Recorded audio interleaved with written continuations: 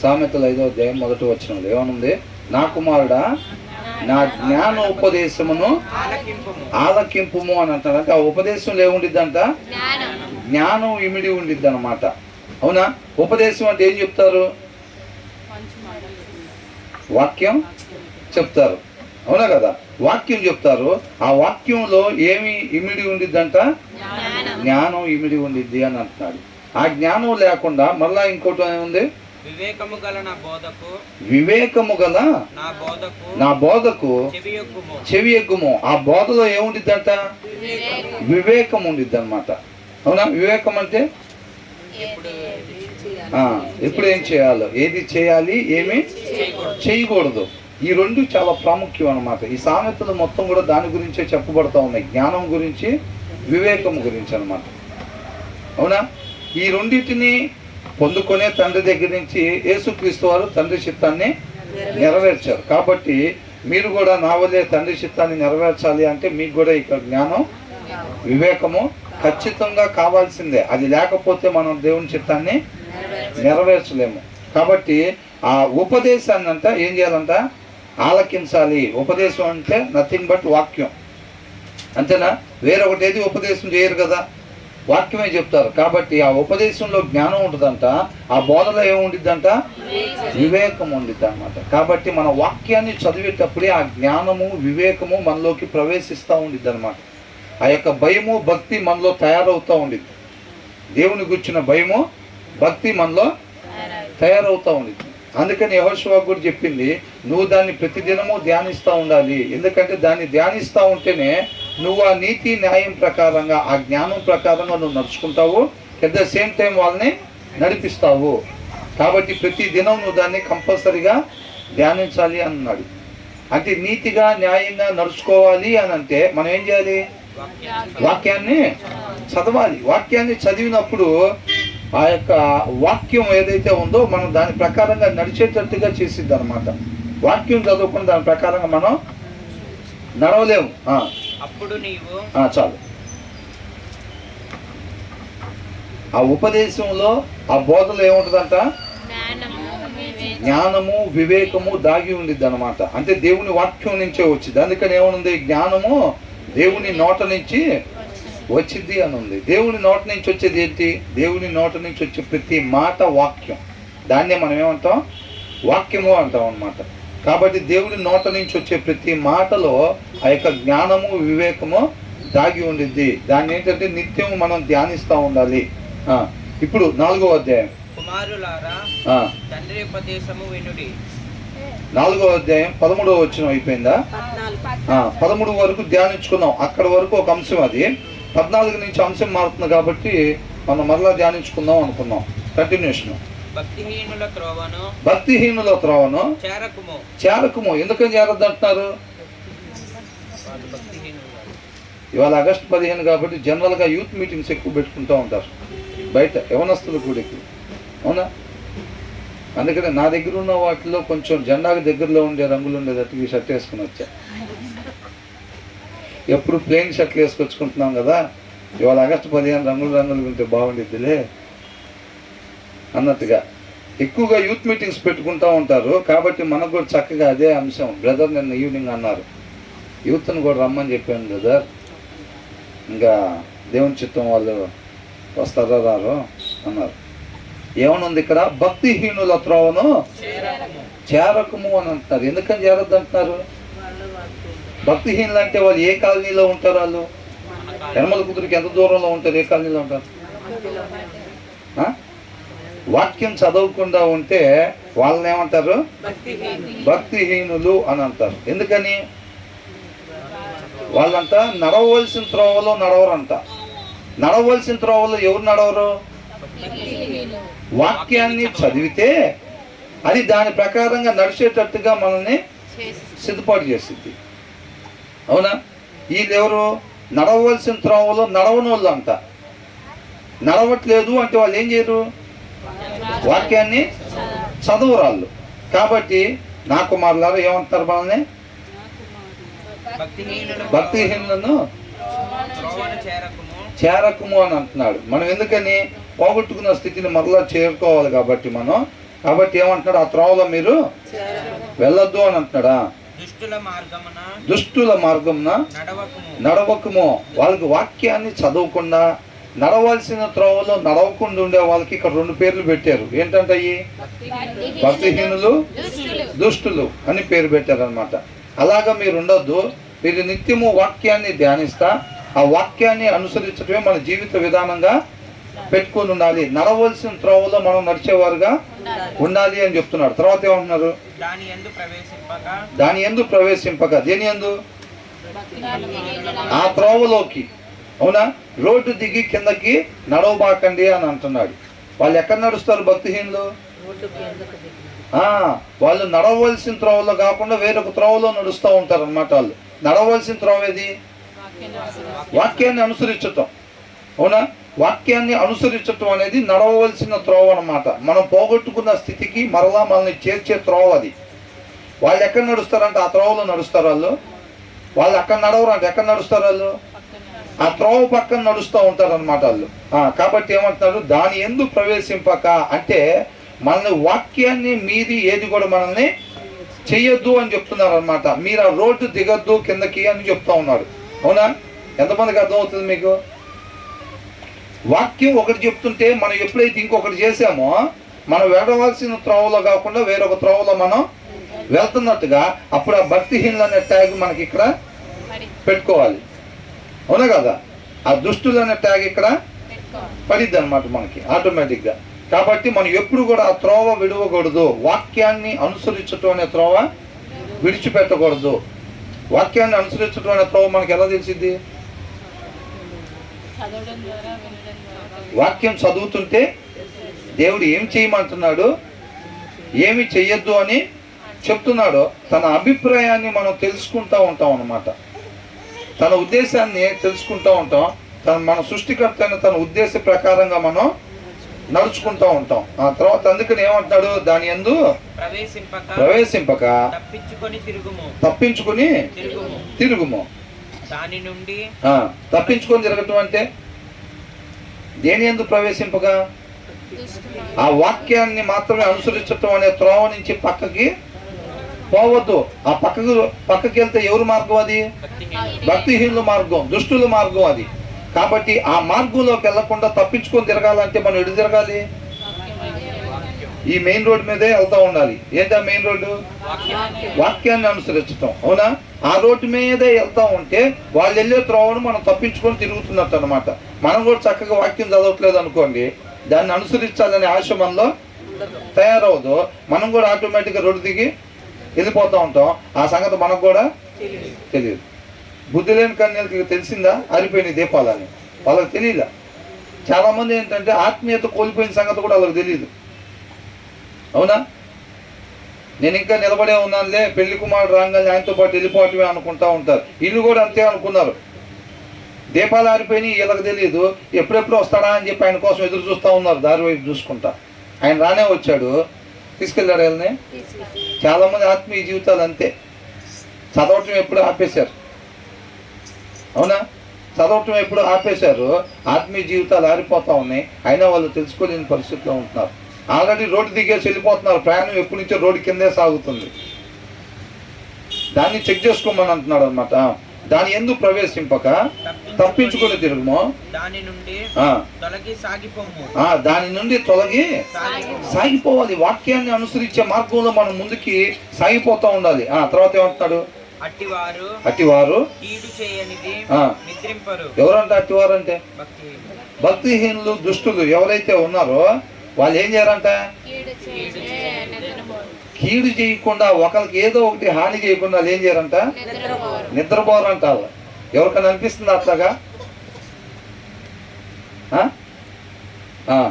అటువారు కీడు చేయనిది నిద్రింపరు, ఎదుటి వారిని పడద్రోయనిది వారికి నిద్ర రాదు. కొంతమందికి ఏంటంటే ఇంట్లో మంచి ఆహారం వండుకొని తిన్నా కానీ తృప్తిగా ఉండదులే, కానీ వాళ్ళని 4 మాటలు అంటేనే మనశ్శాంతిగా ఉండదు. అర్థమవుతుందండి? వాళ్ళని 4 మాటలు, లేకపోతే ఎవరో ఒకరిని అవమానించాలి, అవహేళన చేయాలి, తక్కువగా మాట్లాడాలి, అలా చేసి తృప్తి పొందుతూ ఉంటారు కొంతమంది. అది ఎవరి లక్షణాలు అయ్యి? అపవాది లక్షణాలు. అవునా? మీ తండ్రి అబ్రహాం అయితే అబ్రహాం క్రియలు మీలో ఉండాలి అని అంటున్నాడు. మన క్రియలను బట్టి అంటే ఒక చెట్టుని ఎలా గుర్తించవచ్చు అంట? ఫలాలను బట్టి అంట ఆ చెట్టుని గుర్తించవచ్చు. మన తండ్రి ఎవరు? వాళ్ళు ఏమంటున్నారు? మా తండ్రి అబ్రహాం అంటున్నారు, వాళ్ళు చెప్పుకుంటున్నారు వాళ్ళు. అవునా? కానీ దేవుడు ఏమంటున్నాడు? మీ తండ్రి అబ్రహాం కాదు అని అంటున్నాడు. ఇవాళ మన తండ్రి ఎవరో ఎలా చెప్తారు? మన క్రియలను బట్టి మన తండ్రి ఎవరో చెప్తారు, అవే ఫలాలు. అవునా?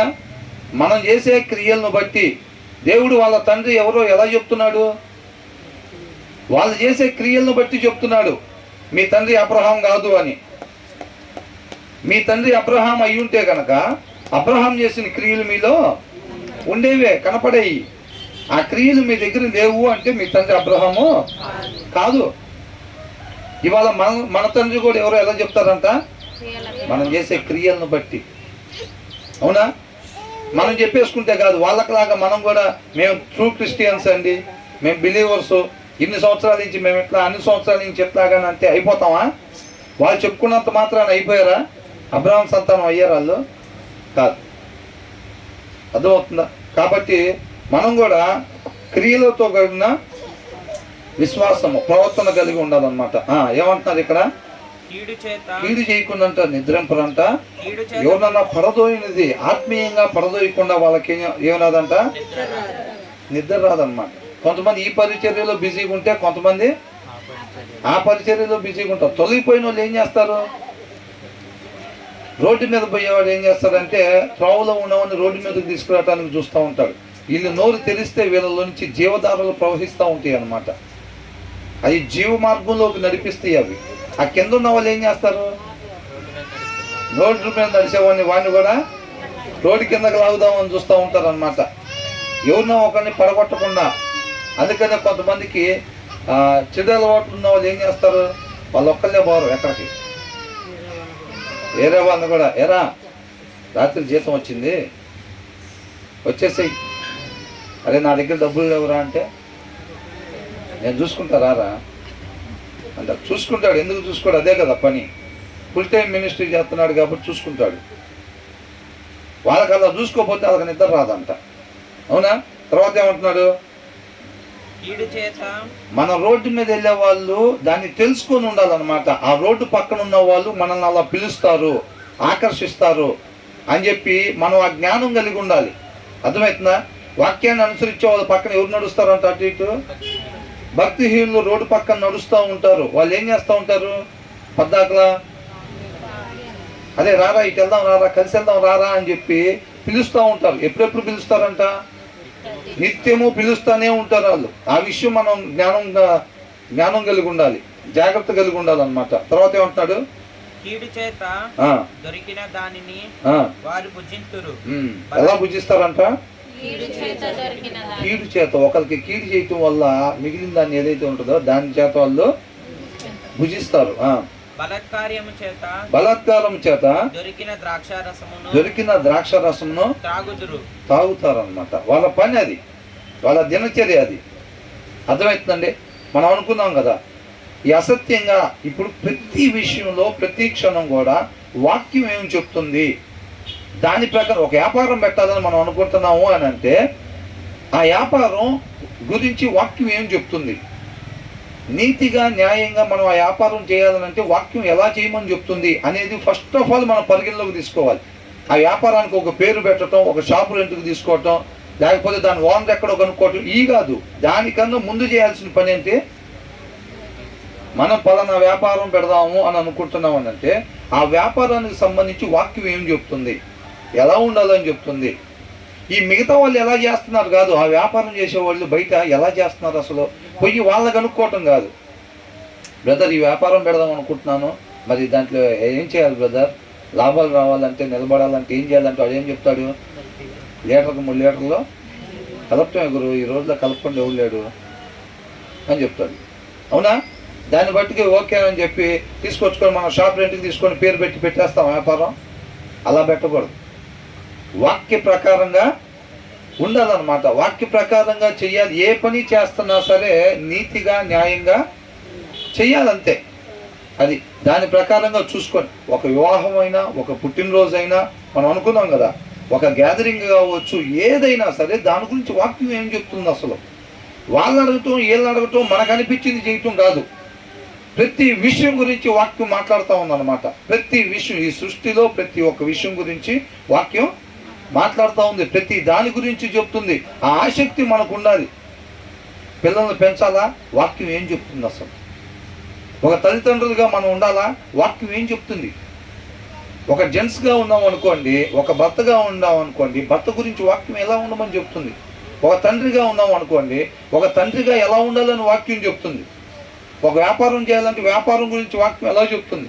ఒక సహోదరుడితో మనం సహవాసం కలిగి ఉండాలంటే సహోదరుడితో ఎలా సహవాసం కలిగి ఉండాలని వాక్యం చెప్తుంది. ప్రతి దాన్ని ఎక్కడి నుంచి తీసుకోవాలి, వాక్యాన్ని పరిగణలోకి తీసుకొని దాని ప్రకారంగా మనం ముందుకు సాగిపోయే వాళ్ళలాగా ఉండాలి. అంతే తప్ప మనం వాళ్ళని అడగటం వీళ్ళని అడగటం కాదు. ఈ లోకానికి వెలుగు ఎవరంట? మనమే. ఈ లోకానికి ఎవరు వెలుగు? మనమే. మనం క్రీస్తుని వెలుగుని ప్రకాశింపజేయాలి, ఆ వాక్యాన్ని ప్రకాశింపజేయాలి, ఆ సత్యాన్ని ప్రకాశింపజేయాలి. మనం నీ చుట్టూ అనేక మంది అన్యాయంగా అదే వ్యాపారం నడుపుతూ ఉండొచ్చు. నువ్వు నేను ఆ వ్యాపారం పెట్టి నడిపేటప్పుడు ఆ సత్యం ప్రకాశింపబడాలి. అనేక మంది మనం చేసే ఉద్యోగాలు చేస్తూ ఉండొచ్చు అదే ఆఫీసులో. అర్థమైందా? ఇప్పుడు జనరల్ మేనేజర్లు అనేక మంది ఉండొచ్చు అండి. అదే పోస్టులో మనం కూడా చేస్తున్నాం అనుకోండి, వాళ్ళ దగ్గర నుంచి సత్యం వచ్చిద్దా, ప్రకాశించిద్దా? వాళ్ళ దగ్గర నుంచి చీకటి ప్రకాశిస్తూ ఉంటుంది. ఆ చీకటిలో వెలుగు చేయాల్సింది ఎవరు? మనమే. ఎలా ప్రకాశింపజేస్తాం? వైట్ షర్ట్లు వేసుకెళ్ళా, జోబులో చిన్న లైట్లు పెట్టుకెళ్ళా. న్యాయాన్ని అనుసరించడం ద్వారా, 10 మంది ఉంటారు, వాళ్ళు 10 రూపాయలు లంచం తీసుకుంటూ ఉంటారు. అంటే 10 రూపాయలు అంటే ఇన్ ద సెన్స్ అది 10,000 కావచ్చు, 10 లక్షలు కావచ్చు, వాళ్ళ ఆఫీసులను బట్టి. మనం ఎలాగుండాలి? 10 మందిలో 9 మంది ఆత్మీయత లేని వాళ్ళు ప్రవర్తిస్తుంటే ఒక వ్యక్తి మన ప్రవర్తన ద్వారా క్రీస్తుని అక్కడ కనపరచాలి, సత్యాన్ని కనపరచాలి. చెప్పుకోవడానికి బాగానే ఉన్నాయి బ్రదర్ ఈ రోజుల్లో. అలా ఉంటే అదే పోస్టులో మనం ఉండి వాళ్ళందరూ పెద్ద పెద్ద కార్లు వేసుకొని తిరుగుతుంటే మనం దీనికి ఇంజిన్ ఆయిల్ మార్చుకునే పరిస్థితి లేక, అవునా కదా? మరి అలాంటి స్థితిలో ఉంటారంట. దావీదు అప్పటి వరకు పెద్దగా బాగా డబ్బు సంపాదించాడని దాని గురించి ఎక్కువ రాస్తుందా? సొలొమోన్ గురించి బ్రహ్మాండంగా రాశారు. సొలొమోన్ ఎంటర్ అవ్వటమే ఆలస్యం. వాళ్ళ కూతుర్ని వీళ్ళ కూతుర్ని వాళ్ళ కూతుర్ని ఎవరితో యుద్ధం లేకుండా ప్రతి ఒక్క చుట్టుపక్కల ఉండే ఎవరైతే రాజ్యాలు ఉన్నాయో వాళ్ళ కూతుర్లందరినీ చక్కగా వివాహం చేసుకొని ఎవరితో గొడవలు లేకుండా మంచిగా ఆస్తి సంపాదించుకున్నాడు. అవునా కదా? సొలొమోన్ గురించి అంత చక్కగా రాసి పెట్టారనమాట. ఇక గొడవలు ఏమి లేవు ఆ టైంలో. దావీదు దగ్గర దాకే గొడవలు. దావీదుకి ఎందుకని? దావీదు ధ్యాస డబ్బు సంపాదించే దాని మీద ఉందా? దాని మీద లేదు. నీతి న్యాయం, నిత్య జీవానికి ఒక నమూనాగా నా రాజ్యం ఉండాలి. దానికి నేనేమేం చేయాలి, అసలు దానికి నేనేమేం చేయాలి అని చూస్తూ ఉండేవాడు అనమాట. కాబట్టి గురి కలిగి మనం ముందుకి వెళ్ళే వాళ్ళంగా ఉండాలి. తర్వాత ఏమంటున్నాడు? వాళ్ళని వీళ్ళని చూసి మనం ఇది కాకూడదని. ఎప్పుడైనా మన హృదయంలో వాక్యం లేకపోతే మనకు బలం సరిపోదు. కాబట్టి వాళ్ళు తీసుకున్నట్టు లంచాలు తీసుకుంటాం. వాళ్ళు కట్టుకునే చీరలు అంత కాస్ట్లీ చీరలు. ఇప్పుడు లంచాలు తీసుకునే వాళ్ళ చీరలు ఎంత కడతారు? మినిమం 5,000 నుంచి 15,000 రూపాయల మధ్యలో వాళ్ళ చీరలు కడతా ఉంటారు. అవి చూసినప్పుడు ఎలా ఉంటుంది? అదే ఆఫీసులో మనం కూడా పనిచేస్తున్నాము, కానీ మనం మాత్రం నీతి న్యాయం అని అనుకుంటా ఈ 500 నుంచి 2,000 రూపాయల మధ్యలో చీరలో కట్టుకుంటున్నాం. అవి చూసినప్పుడు ఏమైంది? హృదయంలో తగిన వాక్యం లేదనుకోండి, ఏమైంది? శరీరం బలంగా ప్రేరేపిస్తూ ఉంటుంది, ఆత్మకి బలం సరిపోదు. అప్పుడు ఏం చేస్తాం? ఇక ఆ రోజు తీర్మానం తీసుకుంటాం. ఏమని? సాయంత్రం టేబుల్ కింద చెయ్యి కట్టాల్సిందే, ఆ చీర కట్టాల్సిందే. ఎప్పుడు? హృదయంలో సరిపడా వాక్యం లేకపోతే. ఉందనుకోండి, ఏం చేస్తారు? దావీదు చుట్టుపక్కల డబ్బులు దాచుకునే వాళ్ళు ఎవరు లేరా? అయినా ఈయనకు వచ్చిన డబ్బులు ఏం చేసేవాడంట, ఒక రాజ్యం మీదకి వెళ్ళి ఆ వచ్చిన డబ్బుల్ని జనాలకి పంచిపెట్టేవాళ్ళు. అర్హత కలిగిన వాళ్ళు అంటే ఎవరు? బాగా డబ్బులు ఉన్న వాళ్ళ, ఈయన పరిచయం ఉన్న వాళ్ళ, ఎవరు? పేదవాళ్ళు. దాని అవసరత ఎవరికైతే ఉందో ఈయనే వెతికి కనుక్కొని ఆ లిస్టు తయారు చేయించుకొని అక్కడికి వెళ్ళే లోపల, అక్కడికి వెళ్ళిన తర్వాత వాళ్ళందరికీ కూడా అవి డిస్ట్రిబ్యూట్ చేసేసేవాడు అనమాట. అలా డిస్ట్రిబ్యూట్ చేసుకుంటే ధనం దాచుకోవడానికి అయిద్దా? మరి చుట్టూ అనేక మంది దాచుకొని పెద్ద పెద్ద వాళ్ళు రాజులు అవుతూ ఉంటారు కదా. ఆయన హృదయంలో దేవుని వాక్యం, దేవుని మాట సమృద్ధిగా ఉంది కాబట్టి ఆయన ఆ రీతిగా చేయగలిగాడు. మన చుట్టూ కూడా అనేక మంది అలా ఉంటారు, అన్యాయంగా జీవిస్తా ఆస్తులు సంపాదించుకునే వాళ్ళు ఉంటారు. వాళ్ళ మధ్యలో మనం ఆత్మీయతను కాపాడుకోవాలంటే కేవలం వాక్యమే దారి తప్ప ఇంకొక దారి లేదు. శోధన అల్లాడిపోతూ ఉంటాం మనం. ఎందుకంటే వాక్యం తక్కువైపోయింది అనుకో, శరీరం ఏం చేస్తూ ఉంటుంది? బాగా డిమాండ్ చేస్తూ ఉంటుంది. ఇంకా అవునా? బాగా డిమాండ్ చేసేటప్పుడు మనం ఏం చేస్తాం? ఆటోమేటిక్గా అట్లా అయిపోతాం. కాబట్టి ఆ వాక్యానికే శక్తి తప్ప అది ఎవరితో చెప్పుకొని అయ్యేది కాదు. తర్వాత ఏమంటున్నాడు? పట్టపగలకు వరకు వేకువ వెలుగు తేజరిల్లునట్లు నీతిమంతుల మార్గము అంతకంతకు తేజరిల్లును. నీతిమంతుల మార్గం ఎలా ఉంటుందంట? ఉదయం పూట సూర్యుడు వస్తాడు, అంతకంతకు వేడి ఏమవుతా ఉంటుంది? పెరుగుతూ ఉంటుంది. మధ్యాహ్నం అయ్యేసరికి ఎలా ఉంటుంది? బాగా. అలాగ నీతిమంతుల మార్గం అంట ఎలా ఉంటుందంట? అంతకంతకు తేజరిల్లుతూ ఉండిద్ది అనమాట నీతిమంతుల మార్గం. అర్థమవుతుందండి? కాబట్టి మనం చక్కగా నీతిమంతులుగా మనం జీవించాలి. ఇలా ఇక్కడ ఎలా ఉండకూడదు, ఎలా ఉండాలి అనేది దేవుడు స్పష్టంగా మనకి తెలియపరుస్తూ ఉంటున్నాడు. అవునా? ఈ సమస్తానికి మనకి ఏంటి మూలం? ఎక్కడి నుంచి? వాక్యం.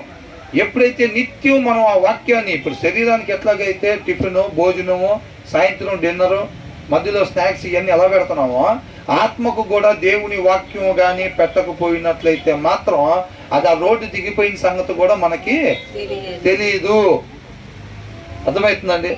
కాబట్టి ఆ జాగ్రత్త. దావీదుకి ఎక్కడ జరిగింది పొరపాటు? తెలియదు. ఆ రోడ్డు దిగిపోయిన సంగతి తెలియలేదు. సరిపడా వాక్యం, దేవుని మాట సరిపడట్టుగా సమృద్ధిగా తన హృదయంలో లేదన్న విషయం తెలియక ఏం చేశాడు?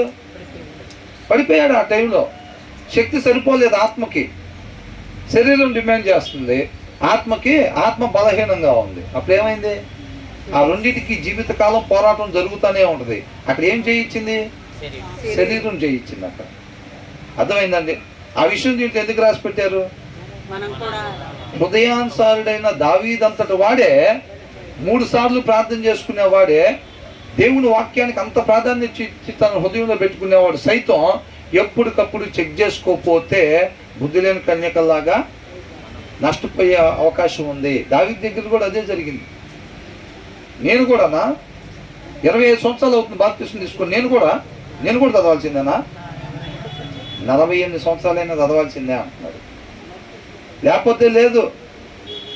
అర్థమవుతుందండి? నువ్వు ఒక 2 సంవత్సరాలు బాగా చదివేసేదాన్ని, తర్వాత నువ్వు చదవకపోయినా 20 సంవత్సరాలు పరిపాలన చేయొచ్చు అన్నాడా? ప్రతి దినం కూడా నువ్వు దాన్ని ధ్యానించాలి. అప్పుడే నువ్వు దాన్ని అనుసరిస్తావు, దాని ప్రకారంగా వాళ్ళని అనుసరింపు చేస్తావు, వాళ్ళని పరిపాలన చేస్తావు, వాళ్ళని నడిపిస్తావు అని చెప్తున్నాడు అన్నమాట. కాబట్టి ఆ జాగ్రత్త. మన ఆత్మీయ జీవితం ఎలాగుంది, మన హృదయంలో వాక్యం ఎలాగుంది, ఎప్పటికప్పుడు చెక్ చేసుకుంటూ ఉండాలన్నమాట. అర్థమవుతుందండి? తర్వాత ఏమంటున్నాడు? భక్తిహీనుల మార్గము గాఢాంధకారమయము. నీతిమంతుల మార్గం ఎలా ఉంటుందంట? అంతకంతకి తేజరిల్లుతూ ఉండిద్ది అనమాట. అవునా? భక్తిహీనుల మార్గం. భక్తిహీనులు అంటే ఎవరాళ్ళు? వాక్యాన్ని చదవని వాళ్ళు. అసలు దాన్ని కుదరదు. వాక్యాన్ని అనుసరించిన వాళ్ళు అంటే మనకు కొద్దిగా దూరంగా ఉంటుందిలే. చదవని వాళ్ళు అంటే కొద్దిగా మన ముఖం కనపడిద్దాము అర్థంలో అని చెప్పి. భక్తిహీనులు అంటే ఎవరంటే వాక్యాన్ని అనుసరించిన వాళ్ళు అండి, వేరే వాళ్ళు. అవునా? ఏంటంట? భక్తిహీనుల మార్గము గాఢాంధకారం అంట. అంటే గాఢాంధకారం అంటే ఏంటి? చీకటి అన్నమాట. వాక్యం చదవని వాళ్ళది ఏంటి? ఒక గమ్యం లేని ప్రయాణం చేస్తూ ఉంటారు. గమ్యంగా కనపడిద్దా? చీకట్లో కనపడిద్దా? కనపడదు. భక్తిహీనుల మార్గము గాఢాంధకారము, తాము దేని మీద పడునది వారికి తెలియదు. ఏమంటున్నాడు? But the way of the wicked is like deep darkness అని అంట. గాఢాంధకారం, కటికి చీకటి అంటారు చూసారా, అలా ఉంటుందంట వాళ్ళు పోయే మార్గం. అది ఎలా? They do not know what makes them stumble అని ఉంది.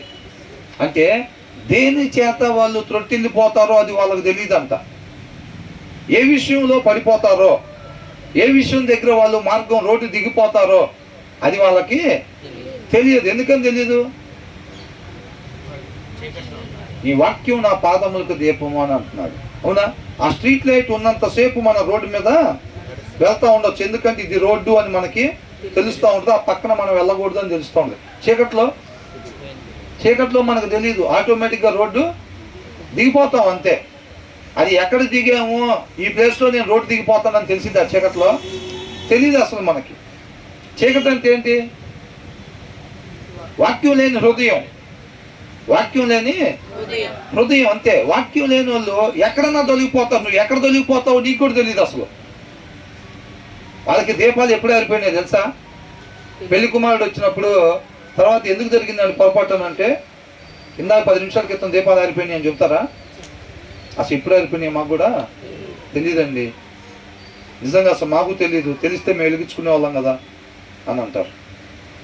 వాక్యం లేని హృదయం ఎక్కడ తొలగిపోయింది, ఏ విషయంలో నువ్వు త్రొట్టిల్లిపోతావో కూడా తెలియదు అని అంటున్నాడు. తర్వాత ఏమంటున్నాడు?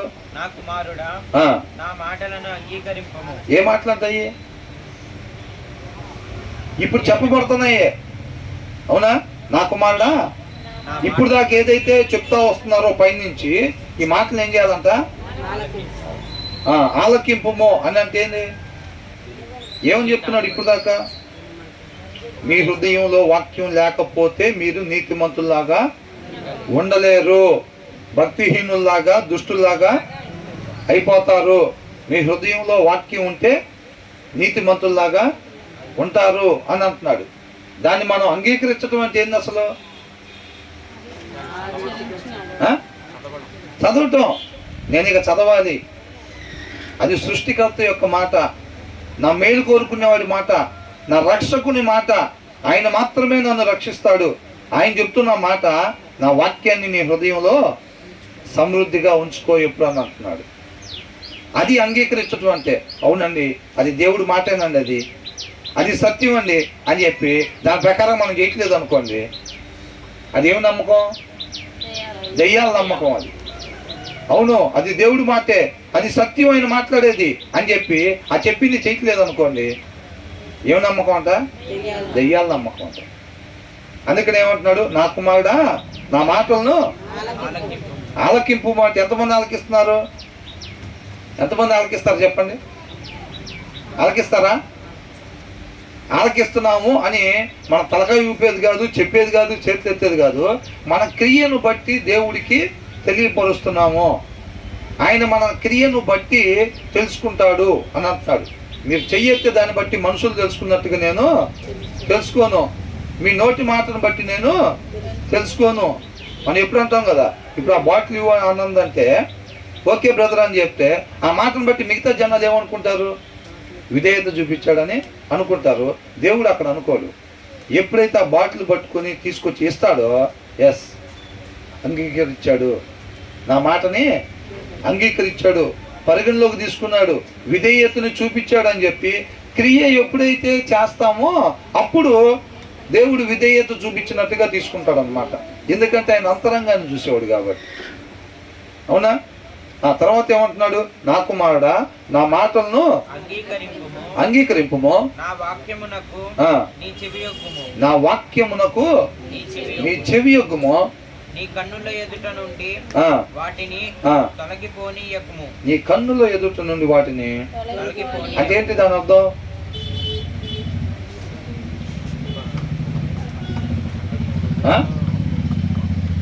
ఇప్పుడు టైప్ చేసే వాళ్ళు ఎట్లా చేస్తూ ఉంటారు చెప్పండి? ముందు ఇక్కడ ఒకటి పెట్టుకుంటారు, ముందు ఇక్కడ ఒకటి పెట్టుకొని దాన్ని చూసుకుంటా టైప్ చేస్తూ ఉంటారు. అవునా? వాళ్ళ కన్నుల ఎదుట దాన్ని పెట్టుకున్నారు. మనం కూడా దేన్ని పెట్టుకోవాలంట? వాక్యాన్ని. నీ కన్నుల ఎదుట నుంచి దాన్ని తీసివేయబాక దాన్ని నీ కన్నుల ఎదురు పెట్టుకోవాలని అంటున్నాడు. ఏది? ఇప్పుడు చెప్తున్నారు చూసారా, ఇవన్నీ అంట మన కన్నుల ఎదురు పెట్టుకొని మనం టైప్ చేయటం కాదు. వాళ్ళు ఏళ్ళతో టైప్ చేస్తారు, మన కాళ్ళతో టైప్ చేసుకుంటూ వెళ్ళాలి. కాళ్ళతో టైప్ చేయటం అంటే దాని ప్రకారంగా మనం నడుచుకుంటా అడుగులు వేసుకుంటా ముందుకి వెళ్ళాలి. ఒక చక్కటి మాట రాశారు, నీ పాదానికంట ఖచ్చితమైన ఆదేశాన్ని ఆలోచనను నువ్వు ఇవ్వు అని అంటున్నాడు. కింద వచనాల్లో ఉంది. ఈ అడుగు ఇప్పుడు ఈ క్షణం మనం ఎలాగుండాలి, ఈ అడుగు అంటే నేను అనటం అంటే నడవటం అని అంటే చక్కగా ఇలా నిలబడి అటెన్షన్లో నడుచుకుంటూ వెళ్ళటం కాదండి, మన ఆత్మీయ జీవితంలో మనం నడవటం. అవునా? మన పాదానికి సరైన ఆలోచన ఇవ్వు. అది ఎక్కడ వెయ్యాలి, నువ్వు ఈ పాదం తీసి ఎక్కడ వెయ్యాలి అనేది నువ్వు ఒక సరైన ఆలోచన దానికి చెప్పు అని అంటాడు. అంటే మన ఆత్మీయ జీవితంలో మనం నడుచుకుంటా వెళ్ళాలి అని అంటే ప్రతి అడుగు కూడా అలాగా మన పాదానికి చక్కటి ఆలోచనని ఇవ్వాలంట. ఎక్కడి నుంచి వచ్చింది అది? వాక్యం నుంచి. వాక్యం ఎక్కడ స్టోర్ చేస్తాం? హృదయంలో నుంచి. ఒక మనిషి అని అంటే తన హృదయాన్ని పరిగణలోకి తీసుకుంటాడు అన్నమాట దేవుడు. తర్వాత ఏమంటున్నాడు? నీ కన్నుల ఎదుట నుండి వాటిని అసలు ఎదురు లేదనుకోండి ఏం టైప్ చేస్తారు? అసలు వాక్యం పరిగణలోకి తీసుకుందాం అన్న ఆలోచన మనకు లేదనుకోండి మన అడుగులు ఎటు పడతాయి? చీకట్లో గాఢాంధకారంలో ఎటు పడితే అటు పడితే ఇంకెటైనా పడచ్చు. అయితే రోడ్డు మీద పడచ్చు, లేదా పక్కన ఉన్న కాలంలో కూడా పడచ్చు. అవునే కదా? కాబట్టి నిత్యం మన ముందు ఏముండాలంట? వాక్యం. ఈ క్షణం నేను ఎలా ఉండాలని వాక్యం చెబుతుంది అని అంటే మన హృదయంలో సమృద్ధిగా వాక్యం ఉండాలన్నమాట ఎప్పుడు. అదవుతున్నా. తర్వాత ఏమంటున్నాడు? నీ హృదయమందు వాటిని భద్రము చేసుకొనుము. ఎక్కడ భద్రం చేసుకోవాలంట? హృదయమందు. దేన్ని భద్రం చేసుకోవాలి? వాక్యాన్ని అంట భద్రం చేసుకోవాలంటున్నాడా? దొరికిన వారికి అవి జీవమును. బా ఏంటంట? దొరికిన వారికి అది ఏంటంట? జీవం. మనం అందరం దేనికోసం ఎదుగుతున్నాం? జీవం, నిత్య జీవం కోసం ఎదుగుతున్నాం. అవునా? మన తాపత్రయం ఏంటి? నిత్య జీవానికి ఎటు వెళ్ళాలి? నిత్య జీవానికి ఎటు వెళ్ళాలి? ఎందుకు దానికోసం ఎదుగుతున్నాం? మనం దాన్ని తప్పిపోయాం, అక్కడి నుంచి తొలగిపోయాం. మనం ఉండాల్సిన స్థానం అది. తండ్రితో పాటు మనం ఉండటం కోసం ఏదైనా తోటలో మనం తయారు చేసుకున్నాడా లేదా? తయారు చేసుకుంటే మనం స్థానం కోల్పోయాం, ఉండాల్సిన ప్లేస్లో నుంచి తొలగిపోయాం అన్నమాట. మరలా ఆ ప్లేస్లోకి మనం వెళ్ళాలి, మరలా ఆ ప్లేస్లోనికి వెళ్ళాలి. కాబట్టి ఆ పోగొట్టుకున్న స్థితిలోకి వెళ్ళాలి అని చెప్పి మనం అందరం కూడా వెతుకుతున్నాము. అప్పుడు మనకు దారి తోచని స్థితిలో ఉన్నప్పుడు, ప్రతి ఒక్కళ్ళు పాపం చేసి ఆ బావిలో పడి మార్గం తెలియనప్పుడు అప్పుడు రక్షకుడు ఉదయించాడు అనమాట. రక్షకుడు ఉదయించి ఏమంటున్నాడు? నేనే మార్గము అని అన్నాడు అనమాట. అంటే నా నోట నుంచి వచ్చే మాట నీకు మార్గము. నువ్వు దాన్ని అనుసరించుకుంటూ వెళ్తే అది తిన్నగా బెన్ సర్కిల్కి ఎట్టు వెళ్ళాలంటే ఏం చెప్తాం? ఇలా స్ట్రైట్కి వెళ్ళి లెఫ్ట్ తీసుకోండి, బెన్ సర్కిల్ వెళ్ళిపోతాం. నిత్య జీవానికి వెళ్ళాలని ఎవరిని అడిగారు అనుకో ఏం చేయాలి? వాక్యాన్ని అనుసరించి. ఇదిగో ఇదే రూట్ మ్యాప్. దీంట్లో ఏదైతే చేయమని చెప్పారో దాని ప్రకారం నువ్వు చేసుకున్నావు అంటే తిన్నగా బోర్డు కనపడిద్ది. ఏం board? Welcome to eternal life. Welcome to eternal life. ఎటు తిరగద్దు అసలు. దీన్ని పట్టుకొని దీంట్లో ఏం చేయమని చెప్తున్నారో దాని ప్రకారం వెళ్ళిపోతే స్ట్రైట్గా బోర్డు కనపడింది ఎదురుగా అంటున్నాడు. అవునా? ఆ తర్వాత ఏమంటున్నాడు? దొరికిన వారికంట అవి జీవము. ముత్యాలు దొరకటం కాదు, బంగారం దొరకటం. నిధి దొరికింది, అడిగి నిధి దొరికిందంట. అది డబ్బులు లంకి బిందెలు దొరికినాయి అంట. ఏం దొరికినాయి అంట? లంకి బిందెలు దొరికినాయి. చేర్చిద్దా నిత్య జీవానికి? ఏమీ చేర్చదు. అవునా? కాబట్టి దేవుని మాట అంట, ఆ మాట ఎవరికైతే సమృద్ధిగా దొరికిద్దో వాళ్ళకేం దొరికినట్టంట? జీవం దొరికినట్టే. ఎతికేదాన్ని దొరికినట్టే మనకి. దానికోసమే కదా ఎతుకుతున్నాం. దొరికిన వారికి అవి జీవమును. వారి సర్వ శరీరమునకు. సర్వ శరీరం అంటే ఏంది? మౌల శరీరం అంటే ఏంది?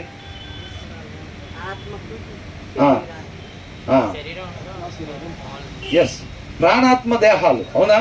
హోల్ బాడీ అని ఉంది. ఇంగ్లీష్లో ఏమనుంది అక్కడ? For they are life to those who find them and health to one's whole body అని ఉంది.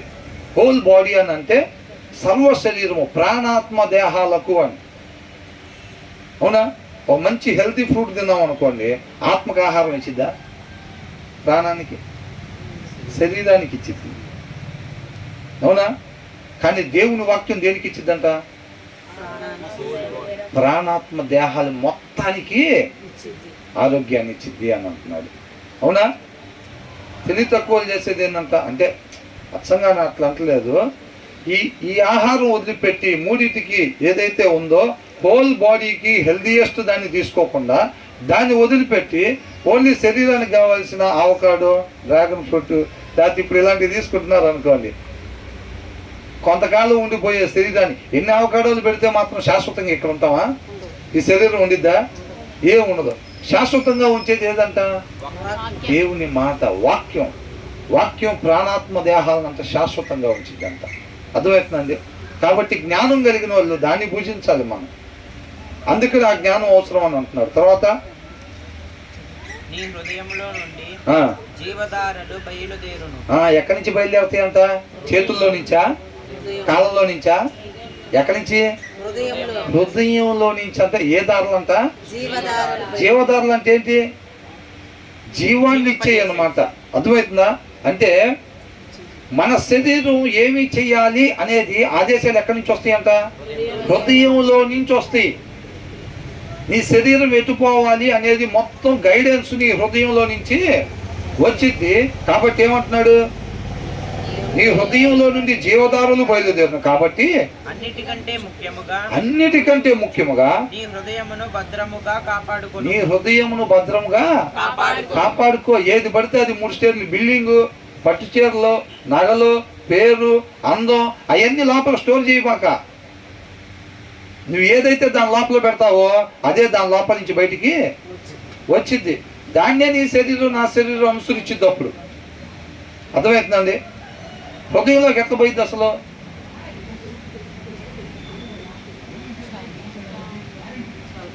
హృదయం దేన్ని కోరుకునిద్దంట? ఓపెన్ డోర్ లాంటిది. నీ కంటితో దేన్నైతే చూస్తూ ఉంటావో నీ హృదయం దాన్ని కోరుకుంటూ ఉండిద్దంట. అవునా? పొద్దుగూకు ఫోన్లు చూసుకుంటా, పొద్దుగూకు సీరియల్ చూసుకుంటా, నేను ఆత్మీయంగా బలపడాలి అని అనుకుంటా సీరియల్ మీద సీరియల్ చూస్తున్నాం అనుకోండి, ఏమైంది? దాని లోపలికి అదే వెళ్ళిపోతూ ఉండిద్ది. దాని లోపలికి అదే వెళ్ళిపోతూ ఉంటుంది. ఇక అత్త, కోడళ్ళు, మామ ఇవన్నీ కూడా లోపలికి వెళ్ళిపోతాయి. కానీ ఏమనుకుంటున్నాం? ఆత్మీయంగా మాత్రం ఒక మోషేలాగా, ఒక దావీదులాగా, ఒక అబ్రహాం లాగా అనుకుంటున్నాం. చూసేదేమో సీరియళ్ళు. హృదయంలోకి ఏం వెళ్ళిపోతున్నాయి? దాని లోపల నుంచి ఏ దారులు వస్తాయి? సీరియల్ దారులు వస్తాయి. నువ్వు కోడలు అయితే కనుక ఆ సీరియల్లో కోడలు ఎట్లుంటుందో ఆటోమేటిక్గా నీ ప్రవర్తన, నీ మాట, నీ చూపు వెళ్ళిపోతూ ఉంటుంది. దాని ప్రకారంగా ఆ దారుల ప్రకారంగా శరీరం అనుసరించుకుంటూ వెళ్ళిపోతూ ఉండిద్ది. కానీ అడిగితే ఏం చెబుతాం? నేను మాత్రం ఆత్మీయంగా అబ్రహాం లాగా ఉండాలని చెబుతాం. నువ్వు చెప్పేది ఒకటి చేసేది ఒకటి ఏంద్రా అంటారు. అందుకని ఎందుకని చెప్పేదానికి సంబంధించి వాళ్ళ క్రియలు ఎక్కడ కనపడవు అన్నమాట. కాబట్టి మనం మన కంటితో దేన్నైతే చూస్తూ ఉంటామో, మనం దేన్ని ఇష్టపడుతూ ఉంటామో, మన హృదయం దాన్ని కోరుకుంటూ ఉంది. అర్థమవుతుందండి? అందుకని కీర్తనకారుడు ఏమనేవాడు? జుంటి తేనె దారుల కన్నా మధురమైందని అంటున్నాడు. వెండి బంగారముల కన్నా అని అంటున్నాడు. ఈ భూమి మీద సమస్తం కన్నా విలువైంది నీ మాట అని అంటున్నాడు. అవునా? అంత మధురమైందని అంటున్నాడు. మనకు కూడా అలాగే ఉందా? కొంతమందికి కొన్ని ఇష్టాలు. కొంతమందికి ఎప్పటికైనా ఒక నెక్లెస్ కొనాలి, అది మధురంగా అనిపించింది. కొంతమందికి ఎప్పుడైనా సరే ఒక 10,000 రూపాయల చీర కట్టాలి, అది మధురంగా అనిపించింది. కొంతమందికి 10 మందిలో పొగడ్తలు కావాలి. అవునా? అది మధురంగా అనిపించింది. వాక్యం అంటే యాపకాయ తిన్నట్టుగా ఉంటుందా? చెక్ చేసుకున్నాను అంటున్నాడు, సరి చేసుకున్నాను అంటున్నాడు. అర్థమవుతుందండి? వాక్యం కూడా అలాగే ఉండాలి అని అంటున్నాడు. కాబట్టి ఏమని అంటున్నాడు? నీ హృదయంలో నుండి జీవధారలు బయలుదేరును. కాబట్టి మన శరీరం దేన్ని అనుసరించాలో ఆదేశాలు అక్కడి నుంచే వస్తాయి. దాని లోపల వాక్యం వేయలేదు అనుకోండి, ఏమంటున్నాడు? పైన వచ్చిన వాళ్ళు ఏమన్నాడు? నీ హృదయం అందు వాటిని 21వ వచనంలో ఏమన్నాడు? నీ కన్నుల ఎదుట నుండి వాటిని తొలగిపోనీయకుము, నీ హృదయమందు వాటిని భద్రము చేసుకొనుము. అప్పుడు జీవధారలు ప్రవహించేది. ఆ జీవధారలను ఆ శరీరం అనుసరించింది. నువ్వు ఎక్కడ ఏది నోరు తీసి మాట్లాడినా సరే జీవాన్ని కలిగించే మాటలు అవతలకి జీవింపజేసే మాటలు మాట్లాడతావు. అర్థమవుతుందా? ఎప్పుడు? ఈ 21లో నీ హృదయం అందు వాటిని భద్రం చేసుకున్నప్పుడు. ఆ వాక్యం హృదయంలో లేదనుకో, దాని లోపల నుంచి ఏమొచ్చింది? చెడు వచ్చింది. ఎందుకంటే వాక్యం లేని హృదయం, బాల్యం నుంచి హృదయం ఎలాంటిదంట? మోసకరమైంది. దాని లోపల ఆల్రెడీ ఉండిద్ది. నువ్వు ఎప్పుడైతే ఆ హృదయంలో వాక్యం వేయలేదో, వేయినప్పుడు ఏమవుతుందంటే ఆ మోసకరమైన దారిలే కాస్తాయి, అయ్యే ప్రవహిస్తాయి. ఆ మోసకరమైంది ప్రవహించినప్పుడు ఏం చేసింది? శరీరం దాన్ని అనుసరించింది అన్నమాట. అర్థమవుతుందా? కాబట్టి దాన్ని జాగ్రత్తగా, అన్నిటికంటే ఏమంటున్నాడు? అన్నిటికంటే ముఖ్యముగా నీ హృదయంను భద్రంగా కాపాడుకో నువ్వు అని అంటాడు. భద్రంగా కాపాడుకోవటం అంటే ఎలాగా? ఈ తినండి మీ లివర్ బాగుండిద్ది అని అంటారు, ఈ తింటే మీ గుండెకు మంచిది అంటారు, ఈ తింటే మీ స్టమక్ మంచిది అని అంటారు. అవునా? ఇక్కడ ఏమంటున్నాడు? నీ హృదయాన్ని భద్రంగా కాపాడుకోవటం అంటే ఎట్లాగా? వాక్యం. కిడ్నీలు బాగుండాలంటే వాటర్ ఎక్కువ తాగాలంట. హృదయం బాగుండాలంటే ఏం చేయాలంట? ఎక్కువ వాక్యం వేస్తా ఉంటే మీ హృదయం హెల్దీగా ఉంటుందంట. ఎలా ఉంటుంది? ఎంతమంది కావాలనుకుంటున్నారు? మన హృదయాలు హెల్దీగా ఉండాలని. అవునా? ఆశపడే ప్రాణాన్ని దేవుడు తృప్తిపరుస్తాడు. ఊరికే పైపైన కాదండి, అంతరంగం నుంచి. అవునా? హృదయపూర్వకంగా మనం ఆశపడేవాళ్ళు. ఎలాగ ఆశపడాలంట? దుప్పి నీటి వాగుల కొరకు ఆశపడినట్టు ఆశపడాలంట. అది కూడా షోయింగ్ ఆశపడిద్దా? నిజంగా ఎడారిలో నీటి కోసం ఎట్లా ఉంటుందో దుప్పి అట్లా ఉండిద్ది, దాని నీళ్ళ కోసం. మనలో ఆశ, అలాంటి ఆశ మన అంతరంగంలో కనపడితే దేవుడు ఖచ్చితంగా తృప్తిపరుస్తాడు.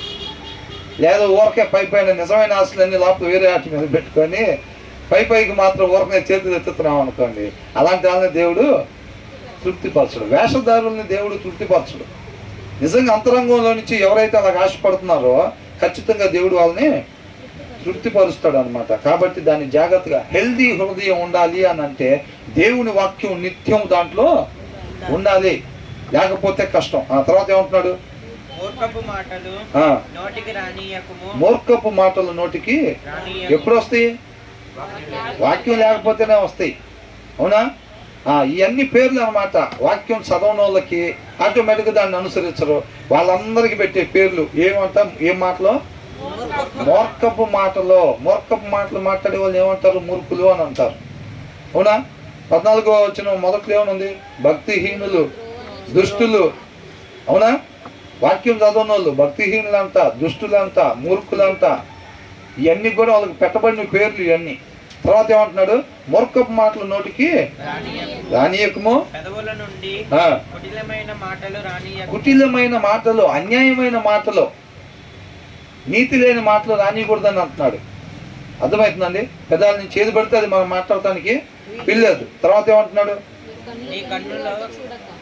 నీ కన్నులు ఇటు అటు చూడక సరిగాను నీ కనురెప్పలు నీ ముందర సూటిగాను చూడవలెను అని అంటున్నాడు. కొంతమంది చూపు ఎలా ఉంటుంది?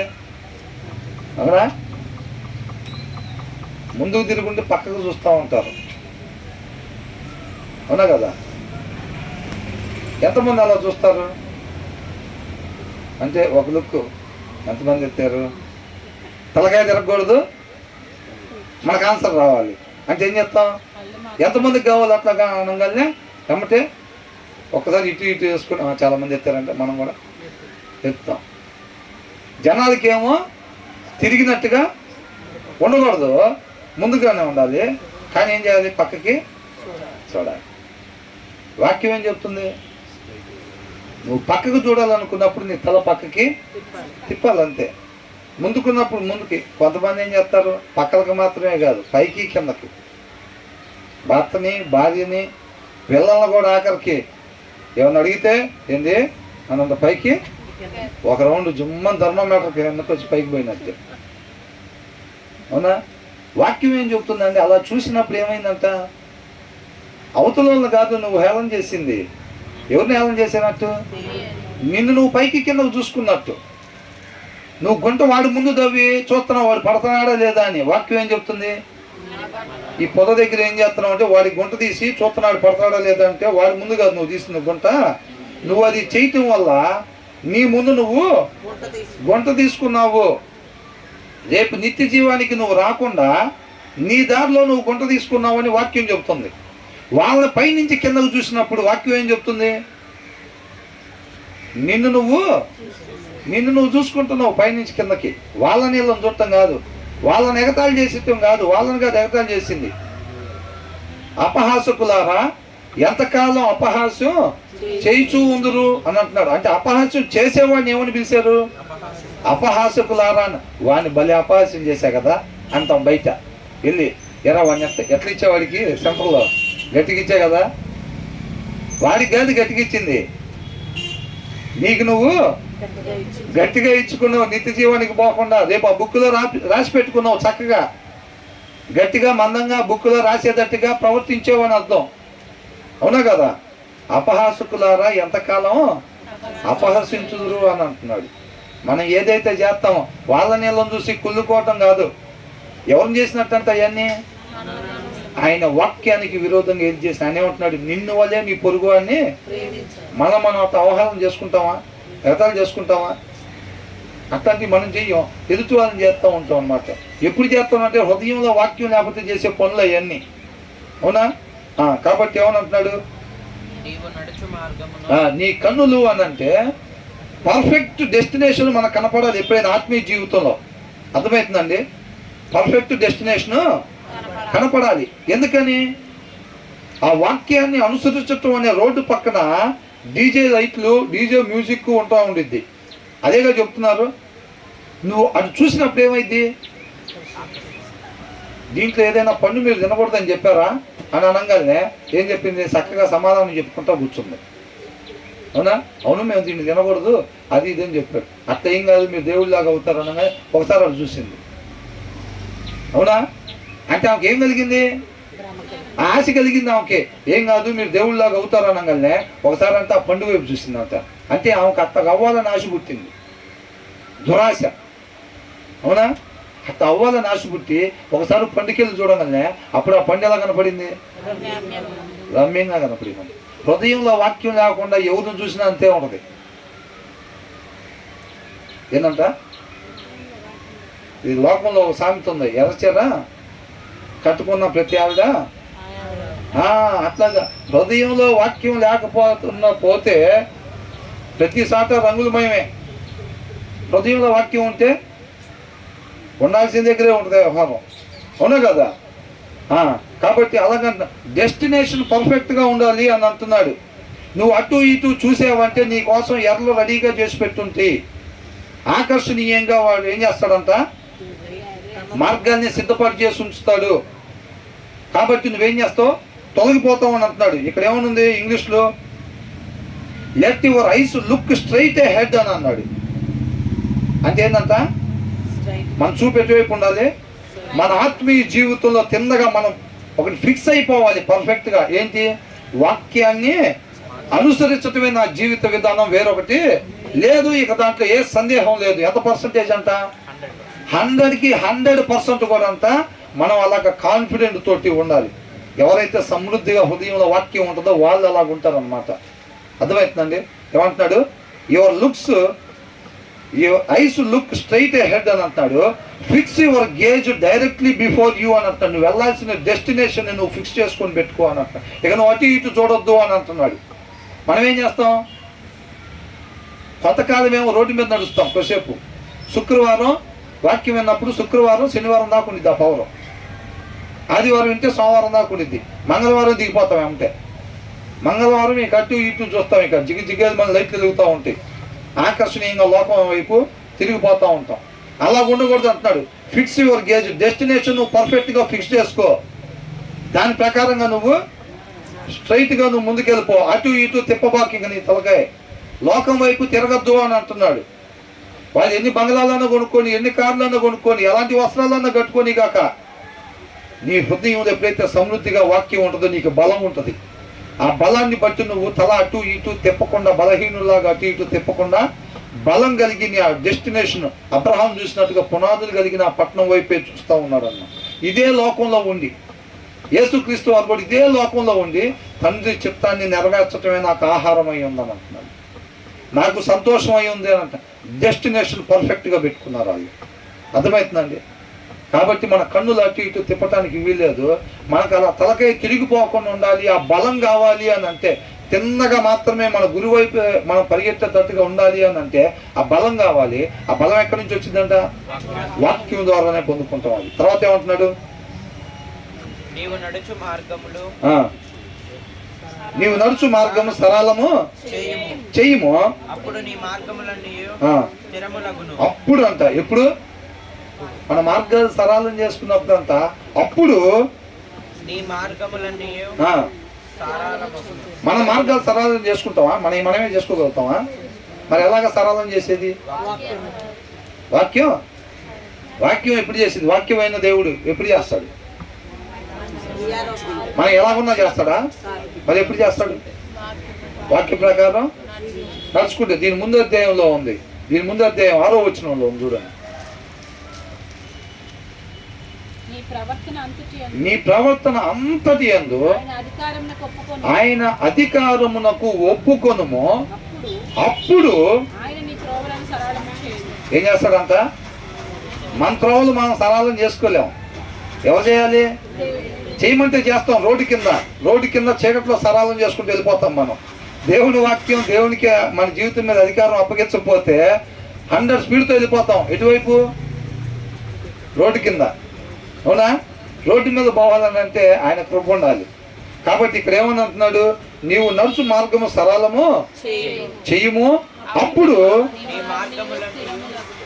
అంటే ఇక్కడ దీని అర్థం ఏంటంటే, నీ ప్రవర్తన అంతటి యందు ఆయన అధికారానికి ఒప్పుకొనుము, అప్పుడే సరళం చేయబడతాయి. కాబట్టి ఆటోమేటిక్గా నీ మార్గాలన్నీ స్థిరాలుగా ఉంటాయి, స్థిరంగా ఉంటాయి. నువ్వు అటు ఇటు చూసేవాడివి ఉండవు, తొట్టిల్లిపోయేవాడివిగా ఉండవు అని అంటాడు.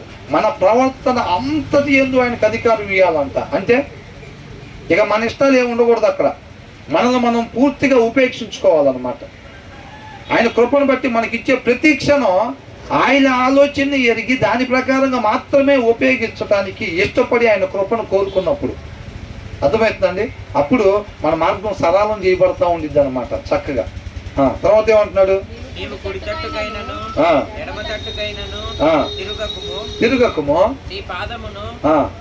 కీడునకు దూరముగా తొలగించుకొనుము. కీడు అంటే ఎక్కడ ఉంటుంది? రోడ్డు పక్కన మొత్తం అదే. నడవలసిన త్రోవలోనే మనం వెళ్ళాలి. కాబట్టి ఏమంటున్నాడు? నీవు కుడి తట్టుకైనను ఎడమ తట్టుకైనను తిరగకము అని అంటాడు. అలా తిరగకుండా ఉండాలి అని అంటే మనకి బలం కావాలి. అవునా? ఆ బలం ఎక్కడి నుంచి వచ్చిందంట? వాక్యం నుంచి వచ్చింది అనమాట. మన హృదయంలో వాక్యం సమృద్ధిగా ఉన్నప్పుడు మనం అటు ఇటు చూడకుండా చక్కగా మనం ఆ డెస్టినేషన్ వైపే మనం ప్రయాణం చేస్తూ ఉంటాం అనమాట. మన ముందు మార్గం ఆయనే సరళం చేస్తాడు. మన జీవితం మీద అధికారం ఎప్పుడైతే ఆయనకు అప్పగిస్తామో, ప్రభువా నా ఇష్ట ప్రకారం కాదు, మా నాన్న ఇష్ట ప్రకారం కాదు, నా భార్య ఇష్ట ప్రకారం కాదు, నా పిల్లల ఇష్ట ప్రకారంగా కాదు, నీ కృపను బట్టి నువ్వు ఇచ్చావు నాకు ఈ ఆయుష్, నువ్వు తయారు చేసుకున్నావు నన్ను. ఏ ఉద్దేశం కొరకు తయారు చేసావో ఆ ఉద్దేశం కొరకు మాత్రమే నేను ఈ యొక్క క్షణాలను నేను ఖర్చు పెట్టేటట్టుగా నీ కృపతో నువ్వే నన్ను నడిపించు ప్రభువా అని చెప్పి ఆయన కృపను కోరుకున్నప్పుడు చక్కగా ఆయన పాదాల చెంత చేర్చుకొని ఆయన ఉపదేశాలని మనకి తెలియపరుస్తూ ఉంటాడు అనమాట. మన హృదయంలో ఉంచుతాడు. దాన్ని బట్టి మనం చక్కగా ఆ మార్గాన్ని బడి నిత్య జీవానికి ప్రవేశించవచ్చు. అవునా? 45 నిమిషాలు అయిందా? గంట అయిందా? 45 మినిట్స్. ఇంతవరకు ముగిద్దాం. తర్వాత మిగతాది తర్వాత ధ్యానించుకుందాం. మళ్ళీ ఇంటికి వెళ్ళిన తర్వాత ఒకసారి చదవండి. కాబట్టి ఒకసారి ఏదో పైనుంచి కిందకు మనం చదువుకుంటూ వెళ్ళామన్నారు. మీరు ఎలాగో చదువుకుంటారు కదా అలాగా. కాబట్టి మనం ఏంటంటే ప్రతి వచనాన్ని కూడా ఇక్కడ ఏమని ఉందంటే వివేకము అని అంటే దీంట్లో ఇన్సైట్ అని ఉంది. దీంట్లో ఒక్క నిమిషం.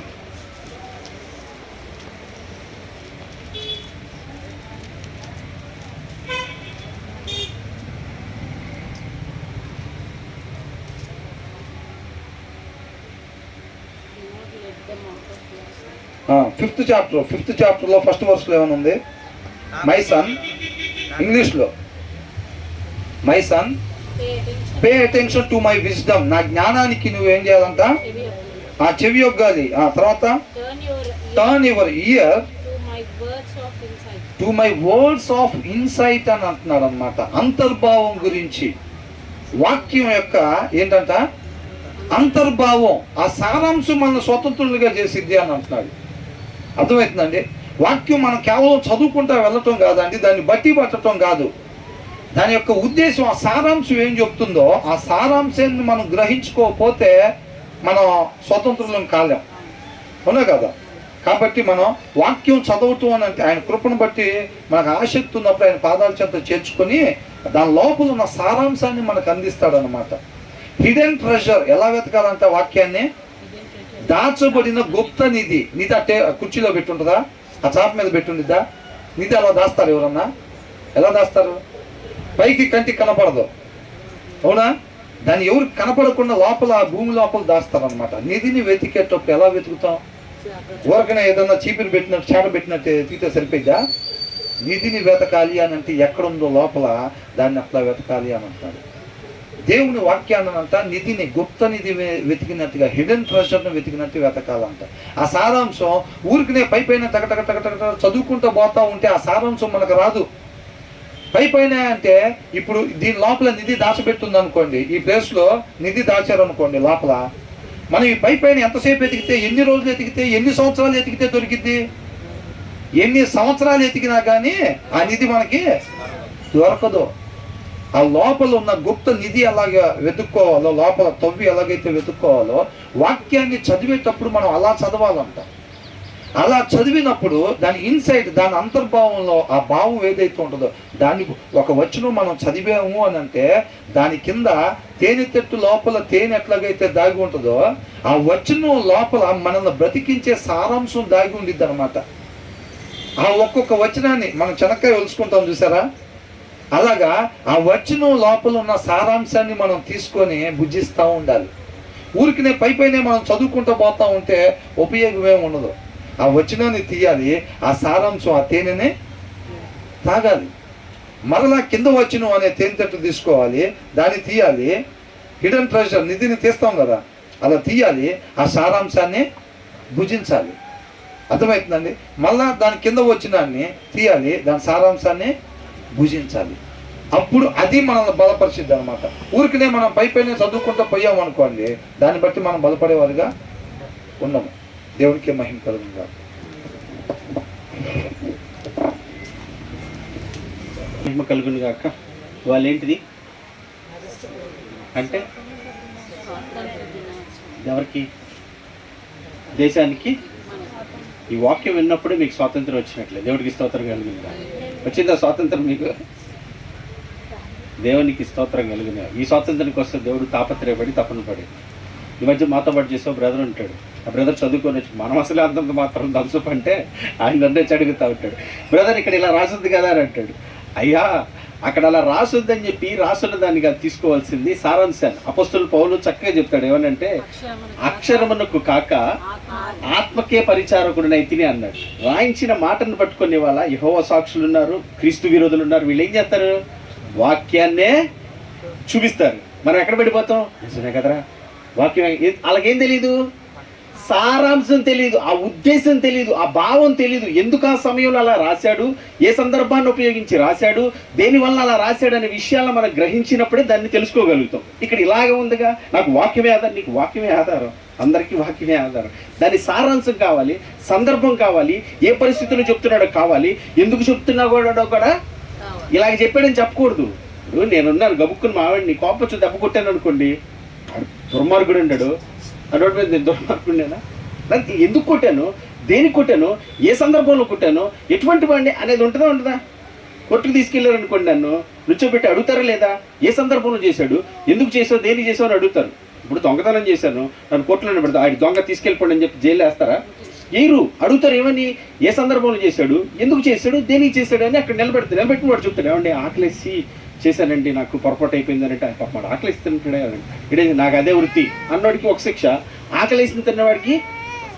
అట్లాగే వాక్యాన్ని ఏం చేయాలంటే ఆ సందర్భం చూడాలి, ఆ స్థితిగతి చూడాలి, ఎప్పుడు రాశాడు ఎలా రాశాడు చూసినప్పుడు జాగ్రత్తగా ఆ గమనించినప్పుడు ఆ సారాంశం నీకు నాకేమైంది దొరుకుతుంది. ఆహా ఇందు నిమిత్తం చెప్పాడా, దీని నిమిత్తం చెప్పాడా, ఎలాగ చెప్తున్నాడా అని. దేవుని స్తోత్రం. దావీదు అంటారు ఏమంటారు, నీ వాక్యమే నా పాదములకు. ఒక క్రైస్తవుడికి ప్రమాణం ఏంటిది? వాక్యం. ఈ వాక్యమే. ఇలాగ ఉంటేనే నువ్వు నిత్య జీవానికి వెళ్ళేది. ఇది నాకు అవసరం లేదని నువ్వు నేను పక్కన పెట్టావంటే నీకు నిత్య జీవము నువ్వు తృణీకరిస్తుంది వాక్యాన్ని కాదు. దేన్ని తృణీకరిస్తున్నావు? నిత్య జీవం నాకు అక్కర్లేదని నేస్తున్నావు అంతే. నువ్వు వాక్యాన్ని మీరు నువ్వు ప్రవర్తిస్తున్నావు అంటే దాటావంటే నాకు నిత్య జీవం అవసరం లేదు, నరకానికి పోతాను రా బాబు అని డిసైడ్ అయిపోయినట్టు నువ్వు నేను. అర్థమవుతుందా? మన ప్రవర్తనే చెప్తుందంట ఆయనకి. ఇక్కడైతే మాత్రం బాగానే ప్రార్థన చేస్తాం, ఇక్కడ ఉన్నప్పుడు గట్టి తీర్మానాలు చేసుకుంటాం. భయం ఏంటంటే ఇది అయిపోయి గేటు దాటంగానే వస్తుంది తనిద్రం అంట. పూనకం వచ్చినట్టే ఏమవుతుంది? బయటికి వెళ్ళంగానే పూనకం వస్తుంది. అంతకుముందు కూడా మీరు చెప్పినట్లన్నా ఒక సహోదరి ఇట్లాగే చర్చికి వెళ్ళినప్పుడు మాత్రం కన్నీళ్లతో ప్రార్థన చేస్తుందంట, ఏడుస్తుందంట దేవుడి సన్నిధిలో. అంత బాగుంటుంది అసలు, ఆత్మ చేత నింపబడి భాషలు మాట్లాడతా చాలా ఇదిగా ఉంటుందంట. బయటికి ఇంటికి వస్తే వచ్చి పూతులే ఇంట్లో తిట్టేయండి. ప్రవచనం చెప్పేవాళ్ళు ఉంటారు, దేవుడి కొరకు దేవుడు ఆవిడ దగ్గరికి వెళ్ళి ఒకసారి నా గురించి ప్రార్థన చేయమంటే ఆవిడ ప్రార్థన చేస్తుందంట. ముందు నేను నోరు శుభ్రంగా కడుక్కొని పేస్తున్నాను బ్రష్ ఇస్తున్నాడంట దేవుడి స్తోత్రం. ఏమన్నంటే తన నోటి నిండా అపవిత్రమైన మాటలు, అపవిత్రమైన క్రియలు, అపవిత్రం. మరి చర్చికి వస్తే నాకు అనిపించింది, చర్చికి వచ్చేటప్పుడు మనలో ఉన్న ఆత్మలు బయట ఉంటాయో రెడీగా. వీడు విని విశ్వసించి ఒప్పుకొని ఆ వాక్యానికి ఇష్టపడితే కనుక ఎటు నుంచి అటు పోతాయేమో, లేదంటే అట్టాకి పోయావు అనుకో మళ్ళీ రా వచ్చే వాళ్ళు కలిసి ఇద్దరు కలిసి పోతారా మళ్ళీ మన దారిలో అని చెప్పి వెళ్తాయేమో అనిపించింది నాకు. అలాంటి క్రియ జరుగుతుందా మనకి? జాగ్రత్త చూసుకుందాం దేవుని బిడ్డలారా. దేవుని సన్నిధికి వచ్చినప్పుడు ఆ వాక్యానుసారం జీవించాలని పరిపూర్ణంగా అప్పగించుకుంటే ఆ విరోధి అపవాది ఏవైతే లక్షణాలు ఉన్నాయో మన నుంచి తొలగిపోయి దేవుని యొక్క వాక్యం చేత మనం నడిపించబడతాం. అలాగే చెప్తారులే ఎన్నిసార్లు ఎంతకన్నా ఎక్కువ విన్నాను, ఎంతకన్నా చూశాను, ఏమైతే వచ్చిందంటే మన జీవితాల్లో ఏదో జరిగిపోయినట్లుగా మన ముందు ఏదో జరిగిపోయినట్టు కాదు. మన బ్రతుకు మారి దేవుని ప్రేమను, దేవుని యొక్క కృపను, ఆయన మనకి చేసిన బలియాగం ఎంత గొప్పదో నీకు అర్థమవుతూ ఉంటుంది. దేవుని ఇస్తారు. ఒక బాధాకరమైన విషయం అంటే తెలుసా, అసలు ఆరాధిస్తున్న దేవుడు ఎట్లాంటి వాడు, నేను పిలుస్తున్నటువంటి దేవుడు ఎట్లాంటి వాడు, నాకు ఇచ్చినటువంటి కృప ఎంత గొప్పది, రేపు నొద్దున ఆయన నిత్య జీవిస్తానని ఎంత గొప్పదో తెలియకోకుండా క్రైస్తవుల్లో వెళ్ళిపోయేవాళ్ళు చాలామంది అండి. చాలామంది నాకు తెలిసి. నాకు అదే ఆశ్చర్యం వేసింది. నాకు ఒక్కొక్కసారి ఆలోచన చేస్తాను, ఎట్లాంటి దేవుడు అయ్యా, అసలు ఎట్లాంటి దేవుడు మా కొరకు ప్రాణం పెట్టావు, ఎట్లాంటి దేవుడు నాకు అర్హత లేని నిత్య జీవాన్ని ఇష్టపడ్డా, అసలు ఇలాంటి దేవుడు ఉన్నాడా? అప్పుడప్పుడు రాఘు గారిని చూస్తే నాకు అదే అనిపించింది. ఆవిడ చెప్తూ ఉంటే మీరు ఎక్కడి నుంచి వచ్చారంటే మేము పలానా దేవుడి యొక్క జనాంగం ఉంటే ఆయన ఎవరంటది? రాహబు వేశ్య, అన్ని జనరాలు. అవి చూడలేదండి, ఆవిడ వెంది చెవులతో ఎర్ర సముద్రం 2 పాయలుగా చీల్చిన ఆ దేవుడైనా ఆకాశం నుంచి మన్నాను గురించి అప్రజన చేస్తాడు, మీకు సమస్య లేదు పొండాలి. ఆవిడ చూడలేదండి, ఆవిడ తెలియదండి, విందంతే. విశ్వాసం గొప్పదన్నాడు దేవుడికి స్తోత్రం. మనం చూసామండి, విన్నామండి, తిన్నామండి, ఉంటున్నామండి, కానీ మనలో ఆ లక్షణాలు ఏమైనా కనపడుతున్నాయో లేదంటే బాధేస్తుంది. ఒక్కొక్కసారి నన్ను చూసి నాకు బాధేస్తుంది. అవి ఏంటంటారు, జనులు ధర్మశాస్త్రం అనుసరించి నడుచుకోవడం చూసిన కన్నీళ్ళు మనమే నడవట్లేదు, ఇంకెవరూ నడవట్లేదు. ఇంక మనకే ఎవరుగా అర్థం చెప్పండి. ఆ భారం మనకి ఎక్కడి నుంచి వస్తుంది? సువార్త చెప్పండి నశించిపోతున్న ఆత్మ ఎక్కడ ప్రకటిస్తాం? ఎలా ప్రకటిస్తాం మనం? ఎప్పుడు వచ్చింది ఆ భారం? అయ్యో వాక్యానుసారంగా బ్రతకట్లేదని నీకు భారం కలిగినప్పుడు, దేవుడి సన్నిధిలో కన్నీరు ఖర్చినప్పుడు ఆ ఆత్మ విలువెంతో, నువ్వు రక్షణ పొందిన రక్షణ ఎంతో నీకు తెలిస్తేనే కదా అది ఎంత గొప్ప భాగ్యం ఇస్తున్నాడు దాన్ని ప్రకటించేది. ప్రకటించలేపడానికి కారణాలు ఏంటి తెలుసా? ఇవే మనకు తెలియకపోవటం దాని విలువ ఎంత. అటు వారిగా కాకుండా మనం నేడు అనే సమయం ఉండగానే సద్వినియోగపరుచుకున్నట్లుగా ఆయన వాక్యానికి లోబడి విధేయని ఆయన చెప్తాను, అయ్యా నీ జ్ఞానం నాకు దయచేసి నీ వాక్యాన్ని అర్థం చేసుకుని అలాగున ప్రవర్తించే కృప నాకు దయచేయమని మనందరం కలిసి ఏకీవించి ప్రార్థించేద్దాం. మన మధ్యలో సహోదరి చల్లై ప్రార్థన చేస్తుంది. అందరూ ఒక తీర్మానం చేసుకుందాం అండి. దేవుడి సన్నిధిలో వచ్చి అలాగ పోయేవాళ్ళని కాకుండా అయ్యా కృప చూపించండి. ఆయన నీకు సహాయం చేయటానికి ఉన్నాడు, నేను భయభీతులతో ఉంచడానికి ఉంచలేదు. యెహోవా ఆత్మ పిరికితనం కలిగిన ఆత్మని నీకు ఇవ్వనన్నాడు, పరిశుద్ధాత్మని ఇస్తానంటున్నాడు. నువ్వు ఒప్పుకుంటే నేను అలా బ్రతకాలంటే ఆయన ఆత్మచేత నింపి ఆయనే నీ యందు జరిగించడానికి ఇష్టపడుతుండగా ఆయన సహాయాన్ని కోరుకుని ఆయన వాక్యాన్ని అనడానికి ప్రార్థన చేద్దాం. Thank you.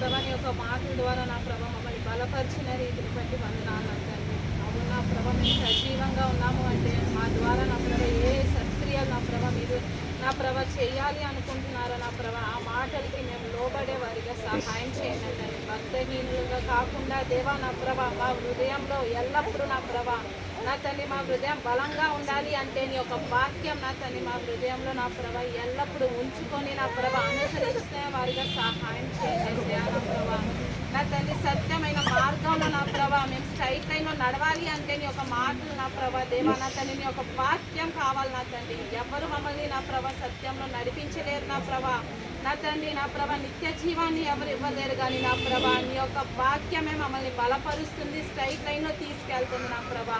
మీరు ఇచ్చిన ఈ అవయవాలు నా ప్రభా, చూపులు కానీ మాటలు కానీ నా ప్రభా, మా ఒక క్రియలు కానీ నా ప్రభా దేవా నా తండ్రి, మా ఒక నడక కానీ నా ప్రభా, ప్రతిదీ కూడా నా ప్రభా వాక్యానుసారంగా ఉండాలి అని నా ప్రభా దేవా నా తండ్రి, వాక్యానికి లోబడాలి అని నా ప్రభా తీర్మానం తీసుకునే వారిగా నా ప్రభా, మంచి నడకని నా ప్రభా, మంచి చూపు, మంచి మాటలు, మంచి క్రియలు నా ప్రభా దేవా నా తండ్రి, ఒకరికి మేలు చేసేవారిగా నా ప్రభా మా జీవితాలని నా ప్రభా నా తండ్రి మీ పాదాల చెంత పెడుతున్నాం. సహాయం చేయండి నా తండ్రి దేవా నా ప్రభా నా తండ్రి. సహోదరులు నడిపించలేరు కానీ నా ప్రభా సత్యంలో మీ ఒక మాటలు మాత్రమే నా ప్రభా మమ్మల్ని సత్యంలో నడిపించింది, జీవాన్ని ఇచ్చింది నా ప్రభా. సహాయం చేయండి నా తండ్రి దేవా నా ప్రభా నా తండ్రి. మాకు ఇచ్చిన ఆరోగ్యాన్ని నా ప్రభా వ్యర్థంగా పోనివ్వకుండా దేవా నా తండ్రి దేవా నా ప్రభా మీ పాదాల చేత పెడుతున్నాం. సహాయం చేయండి నా తండ్రి.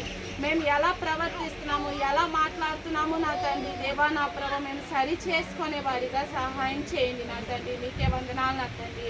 బైబిల్ ఉంది అని నా ప్రభా దేవా నా తండ్రి పక్కన పెట్టేవారిగా కాకుండా నా ప్రభా దేవా నా తండ్రి వాక్యాన్ని చదువుతూ ఉంటే నా ప్రభా, ప్రతి ఒక్క లైన్ చదివితే నా ప్రభా, ప్రతి ఒక్క అడుగు మేము ఎలా నడవాలో మాకు నేర్పిస్తేది నీ యొక్క వాక్యం మాత్రమే నా ప్రభా దేవా నా తండ్రి. సహాయం చేయండి నా తండ్రి. నీ యొక్క వాక్యాన్ని పక్కన పెట్టేవారిగా కాకుండా దేవా నా తండ్రి సహాయం చేయండి నా ప్రభా నా తండ్రి. బలపరచండి నా తండ్రి నా ప్రభా. ఈ లోకం ఎంతో చెడ్డది నా ప్రభా, ఎన్నో రకాలమైన అట్రాక్షన్స్ ఉంటాయి నా ప్రభా. సహాయం చేయండి నా ప్రభా. అట్రాక్షన్స్ లో మేము పడిపోకుండా మా హృదయాన్ని భద్రపరుచుకునే వారిగా సహాయం చేయను తండ్రి. మా కనులు నా ప్రభా ఎటువైపు వెళ్తున్నాయో నా ప్రభా నా తండ్రి సరి చేసుకునే వారిగా మమ్మల్ని మార్చండి దేవా. మీకే వందనాలు, మీకే స్తోత్రాలు చెల్లిస్తున్నాను నా తండ్రి దేవా. మమ్మల్ని ఇప్పుడు దాకా నా ప్రభా మీ రెక్కల కింద భద్రపరిచేవు నా ప్రభా. మేము పడిపోకుండా నా ప్రభా ప్రతి ఒక్క క్షణం మమ్మల్ని లేవనెత్తి సరి చేస్తున్నావు నా ప్రభా, నడిపిస్తున్నావు నా తండ్రి. మేము నా తండ్రి దేవా నా ప్రభా ఎక్కడా కూడా పడిపోకుండా నా ప్రభా మీ యొక్క వాక్యాన్ని నా ప్రభా మా హృదయాల్లో భద్రపరుచుకునే వారిగా సహాయం చేయండి నా తండ్రి నా ప్రభా నా తండ్రి. సిచ్యువేషన్ ఏది వచ్చినా నా ప్రభా దేవా నా తండ్రి గుర్తు చేసుకొని ఒక వాక్యం ఎలా ఉండాలి అని నా ప్రభా మేము చెయ్యొచ్చా చెయ్యకూడదా అని నా ప్రభా మాలో నా ప్రభా మేము నా తండ్రి వాక్యాన్ని గుర్తు చేసుకునే వారిగా సహాయం చేయండి నా తండ్రి. అనేకులకి నా ప్రభా ఉప్పు వలె వెలుగు వలె ఉండేవారిగా సహాయం చేయండి అతను. లోకంలో మేము కలిసిపోయేవారిగా కాకుండా దేవా నా ప్రభా లోకానికి ఉప్పులాగా వెలుగులాగా ఉండేవారిగా సహాయం చేయండి నా తండ్రి. నీ యొక్క వాక్యాన్ని చదువుతూ అనుసరిస్తూ నా ప్రభా అనేకులకి చెప్పేవారిగా సహాయం చేయనద్దని మీ ఇచ్చిన అవయవాలు వ్యర్థంగా మట్టిలో కలిసిపోకుండా దేవా నా ప్రభా మమ్మల్ని బలపరచండి నా ప్రభా నా తండ్రి. నోటి మాటని నా ప్రభా నా తండ్రి దేవా నా ప్రభా నోటి నిన్న వాక్యాన్ని ఉంచండి, సహాయం చేయండి నా ప్రభా. ఆశపడే ప్రాణాన్ని తృప్తిపరుస్తామన్నావు నా ప్రభా, సహాయం చేయండి నా ప్రభా. మా చుట్టుపక్కల ఎంతో మంది నా ప్రభా వ్యర్థంగా జీవిస్తున్నారేమో నా ప్రభా దేవా, సహాయం చేయండి నా ప్రభా. నా ప్రభా వాళ్ళకి ఒక్క మాట చెప్పడానికి ధైర్యాన్ని దయచేయండి నా ప్రభా నా తండ్రి. సిగ్గుపడుతూ వారిగా కాకుండా దేవా నా ప్రభా నా తండ్రి వాళ్ళకి ఒక్క మాట చెప్పాలి అని నా ప్రభా తీర్మానం తీసుకునే వారిగా సహాయం చేయండి నా తండ్రి. మా శక్తి చేత మా బలం చేత మేము చేయలేము నా ప్రభా నా తండ్రి. నీ యొక్క బలాన్ని మాకు దయచేయండి, నీ యొక్క జ్ఞానాన్ని మాకు దయచేయండి నా ప్రభా, సహాయం చేయండి నా ప్రభా దేవా నా తండ్రి. మమ్మల్ని ఇంకా దినాన్ని నా ప్రభా నడిపించిన రీతిని బట్టి వందనాలు నా ప్రభా.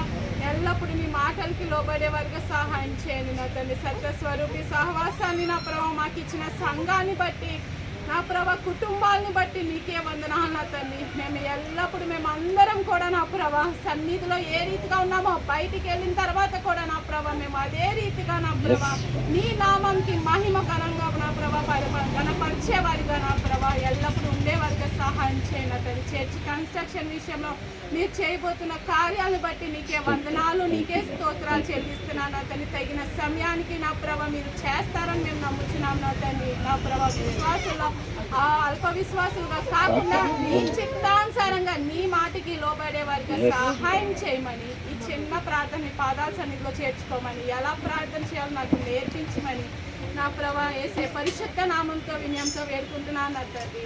ఆమేన్.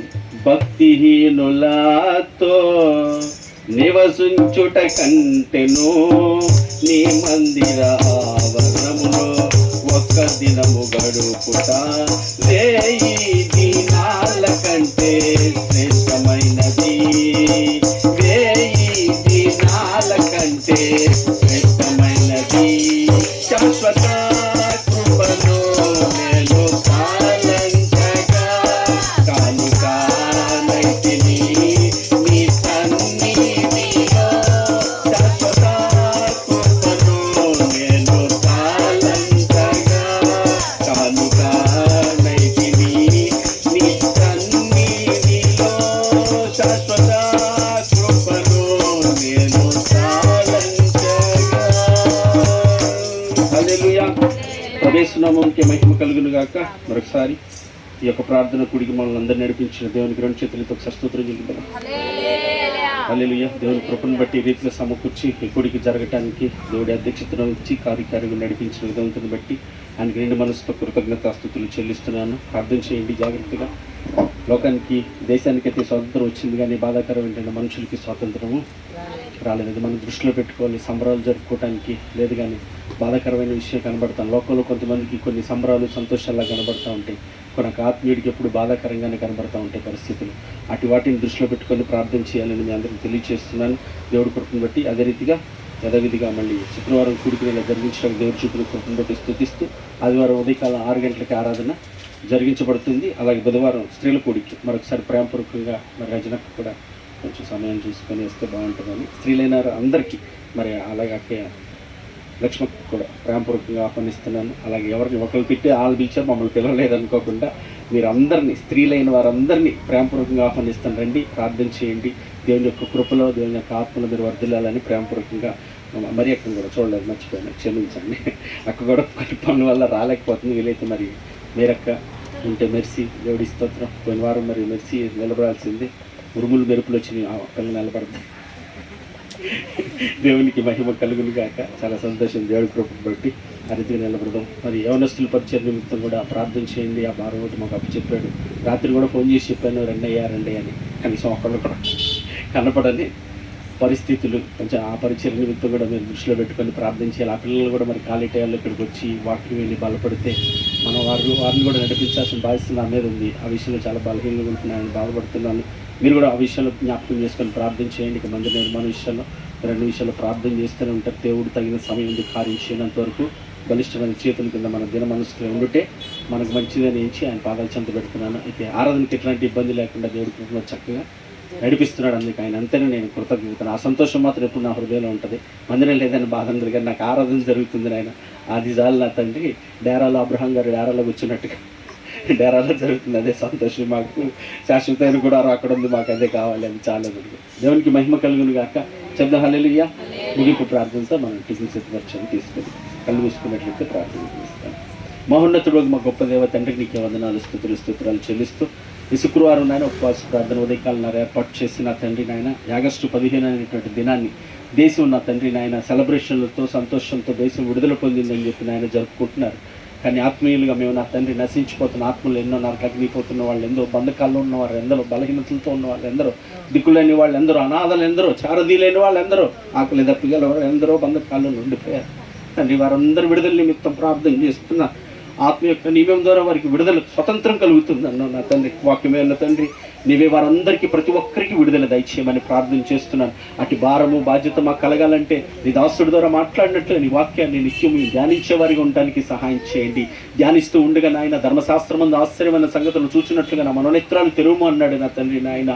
అయా నీ దాసుడు అంటున్నాడు నా తండ్రి నాయన, యెహోవా నాతో మాట్లాడుతూ ఉండగా వినబుద్ధి కలిగిన మనస్సు నాకు దయచేయగా నేను తిరుగుబాటు చేయలేదు అంటున్నాడు నా తండ్రి. అటు మనస్సు మాకు దయచేయండి. తిరుగుబాటు చేసే లక్షణాలు నా తండ్రి, నిన్ను శోధించే లక్షణాలు, నీకు వ్యతిరేకంగా ప్రయత్నించే లక్షణాలు మా నుంచి తొలగించి విధేయత కలిగిన వినయం కలిగిన మనస్సును దయచేయండి.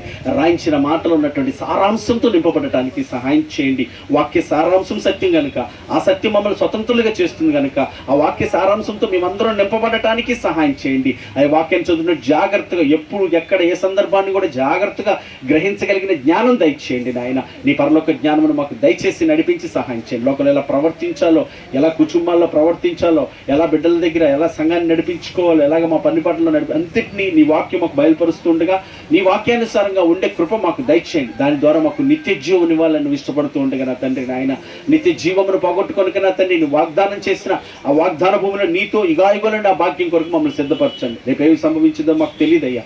సమయం ఉండగానే సద్వినియోగపరుచుకునే వారి ఉండదు. నిర్లక్ష్యం అలక్ష్యమాల తొలగించి ఆసక్తిని ఆశను మాకు దయచేయమని ఈ దినం ఆగస్టు 15 సందర్భించుకొని ఏ స్థలాల్లో ఏ కుడికలు జరుగుతున్నాయో అక్కడ నా తండ్రి నీ ఆత్మ కలిగించే స్వాతంత్ర్యం కలుగునట్లుగా నీ దాసుల్ని బలపరిచి నీ వాక్కును విడుదల చేసి అనేకులకు రక్షణ, విడుదల, మారు మనసు నాయన తీర్మానాలు కలిగి నీ కొరకు ప్రతిష్ఠించబడి నీ చిత్తం నెరవేర్చుటకు నీ కృపా సహాయం మాకు దయచేయమని ఇక్కడ జరిగిస్తున్న బుధవారం నాయన శుక్రవారం ఆరాధనలంతటిని బట్టి కృతజ్ఞతాస్తుతులు చెల్లిస్తూ ఇంకా ఆ కుడికిలో మేమందరం కూడుకోవటానికి ఇంకా నశించిపోతున్న ఆత్మలు అనేకులు మీ పాదాల చెంతకు చేర్చుకు తీసుకురావటానికి నాయన ప్రకటించడానికి మాకు బాధ్యతను భారమును మాకు దయచేయమని ఆ సమస్తము నీ చిత్తానుసారంగా జరిగించి నీవే మహిమ ఘనత ప్రభావాలు పొందుకోమని కృతజ్ఞతాస్తుతులు ప్రతి విషయం మీకు చెల్లిస్తున్నాను. ఆయన సిద్ధపరిచిన మీరు మాకు అనుగ్రహించిన ఆహారాన్ని బట్టి కృతజ్ఞతలు చెల్లిస్తూ పరిశుద్ధపరిచి పవిత్రపరిచి లేని వారు ఎందరో నాయన తిని మీ చిత్తం నెరవేర్చేవారిగా, తిని లేని వారికి పెట్టేవారిగా మేమందరం ఉన్నట్టుకు మాకు సహాయం చేయమని సమస్త ఘనత మహిమ ప్రభువులు మీకు మాత్రం ఆరోపిస్తూ ఆపాదిస్తూ స్తుతిస్తూ యేసయ్య అతి శ్రేష్టమైన నామం పేరిట కృతజ్ఞతలతో వేడుకుంటున్నాను నా ప్రియ పరలోకపు తండ్రి.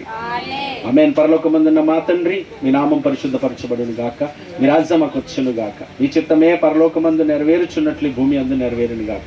మాకు కావాల్సిన దినహారం నేడు మీరు మాకు దయచేయము తండ్రి. మా ఎడల అపరాధం చేసిన వారిని మేము క్షమించులాగున మా అపరాధాలు క్షమించు తండ్రి. మమ్మల్ని శోధనలోనికి తేక కీడు నుంచి తప్పించు తండ్రి. ఎందుకంటే రాజ్యము, బలము, శక్తి, మహిమ నిరంతరం నీవే ఉన్నావు తండ్రి.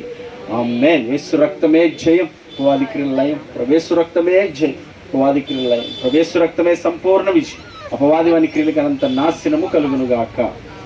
ఆమేన్. మన తండ్రి అయిన దేవుని ప్రేమ, కుమారుడైన యేసుక్రీస్తు వారి యొక్క కృప, పరిశుద్ధాత్మని యొక్క అన్యోన్య సహవాసము, సన్నిధి, సాయం కూడిన మనకును జరుగుతున్న కోడికలు సకల జనులకు సకల పరిశుద్ధులకు ప్రార్థించిన బిడ్డలందరికీ సదా తోడుగును. ఆయన ఆత్మచేత నింపి ఆయన చిత్తాన్ని జరిగించి ఆయనతో యుగాయుగా నుండి ఆ భాగ్యం మనకి దయచేయనుగాక.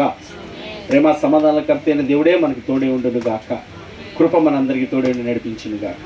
God bless you. దేవుడు మనందరినీ దీవించును గాక. మరొకసారి దేవుని సన్నిధికి వచ్చినప్పుడు పరిశుద్ధతను